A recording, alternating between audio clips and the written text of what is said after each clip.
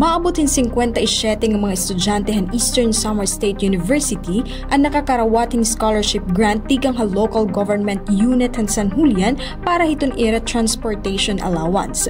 Nakarawat ni Rene kadungan han pagsalinurog han LGU month ngan ika 100 days of service han bago nga mayor han Bungto yan ang Oktubre 13. Ang kada benepisyaryo ang kwalipikado han nasabing scholarship para hini nga semester in makakakarawat hin 2,500 pesos. Subay han LGU, waray limitasyon kung pira iton kwalipikado ha kada pamilya, tubtob nga nakakasustener ini ha mga ginkikinahanglan o ginaaro nga mga requirements. Pira ang mga qualifications in kinahanglan residente na sabi nga Bungto, waray grado nga mas habubo pahin 85% o 2.5 ha orhi nga semester nga ginatenderan. May ada 90% nga monthly attendance sa klase nga naka-enroll ha pinakaharaning universidad o an ESU.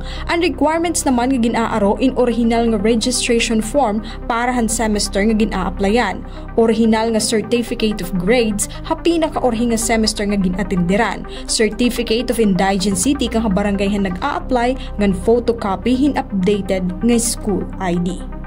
Tigang Habungton San Julian, Heidi Upada, Eastern Samar News Service.